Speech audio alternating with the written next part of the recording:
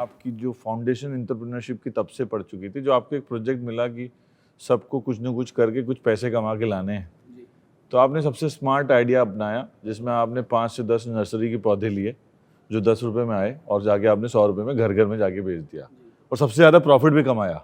तो ये क्या फाउंडेशन तभी से आ गई थी आपके दिल में कि एंटरप्रेन्योरशिप जर्नी जानी है आगे भी? तो फाउंडेशन तो पहले से ही थी।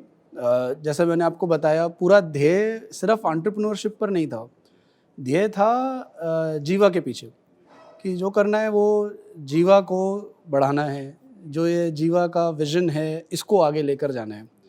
तो उसमें ऐसा था कि प्रोफेसर ने मैंडेट दिया था कि किसका आरओआई सबसे ज़्यादा रह सकता है।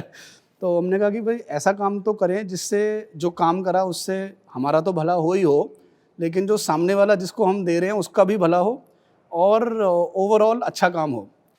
इनफैक्ट ये आइडिया कैसे आया वो मैं आपको बताता हूँ। मेरा रुचि बायोलॉजी में, मैं one of the top 10 students था आईसीएसई बोर्ड में। तो सभी टीचर्स ने बोला यार आप तो मेडिकल लो, आप मेडिकल लो, लेकिन मेरा थोड़ा रुचि इकोनॉमिक्स की तरफ था।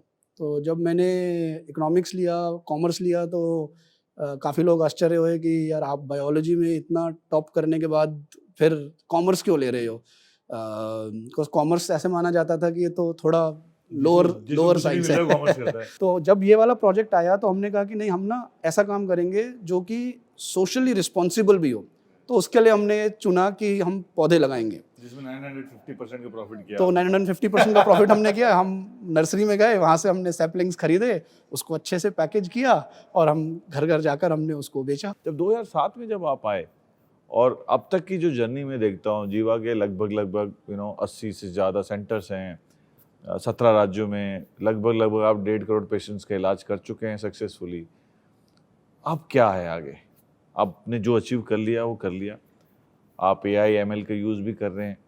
अब आप जीवा को क्या किस तरीके से ले जाना चाहते हैं? आपकी जर्नी आप अगर समराइज़ कर सकें तो अभी तो नींव डली है, मेरा ऐसा मानना है।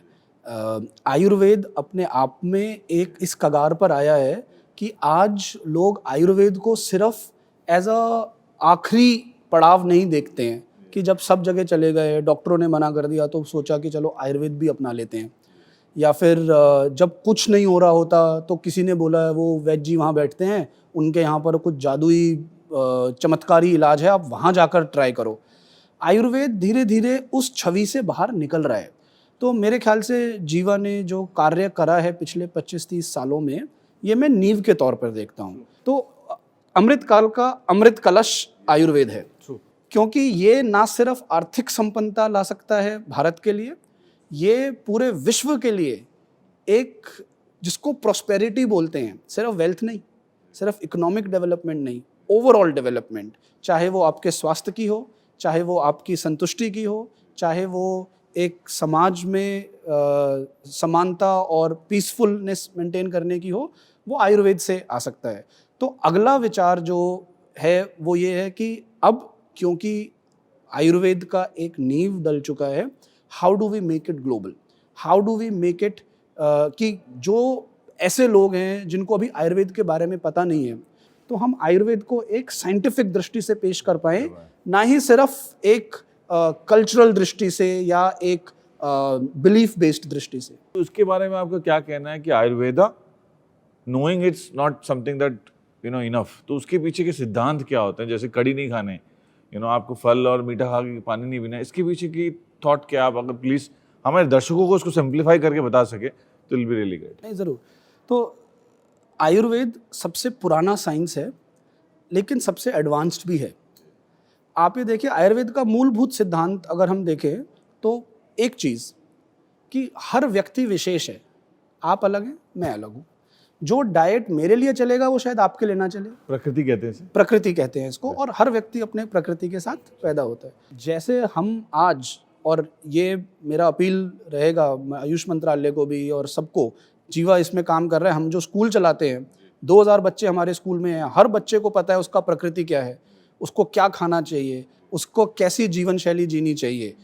तो अगर हम आज अपना ब्लड ग्रुप जानते हैं और हम ये जानते हैं कि मेरा कोलेस्ट्रॉल लेवल कितना है और मेरा बीपी कितना है, हम आज हर व्यक्ति का क्यों नहीं बता सकते कि इस व्यक्ति का ये प्रकृति है। कड़ी खाने वाली क्या बात है सावन की, वो थोड़ा बताइए आप कि सावन में कड़ी क्यों नहीं खानी चाहिए? तो आयुर्वेद में विरुद्ध आहार बोलते हैं इसको। हम रोज़मर्रा के ज़िंदगी में बहुत विरुद्ध आहार करते हैं, जिसमें आप अगर दो ऐसे पदार्थ जो ऑपोजिट हैं, जैसे दूध और नमक, ये विरुद्ध हैं एक दूसरे के, इनको साथ में सेवन करेंगे दूध तो ये और नमक, दूध और नमक, क्योंकि आप जब चाय पीते हैं, नॉर्मल घरों की बात कर रहा हूँ, मॉडर्न हाउसेज में बिल्कुल आपके साथ इतना बड़ा नमकीन का पैकेट होता है और आप चाय के साथ वो खा जाते हैं, तो वो विरुद्ध है। बिल्कुल विरुद्ध मैं अब ये कहना चाहेंगे जो दर्शक जो देख रहे हैं, अमूमन बिल्कुल जो लोग विरुद्ध कर रहे हैं घर में, वो नहीं करना चाहिए। बिल्कुल विरुद्ध है। ओके, वो विरुद्ध है क्योंकि ये दोनों मिलकर आपस में विष बनाते हैं। जैसा आपने बोला, विष बनाते हैं मतलब ये अंदर आपके सिस्टम में कहीं ना कहीं ब्लॉकेज कॉज करेंगे, आपके डाइजेशन को खराब करेंगे।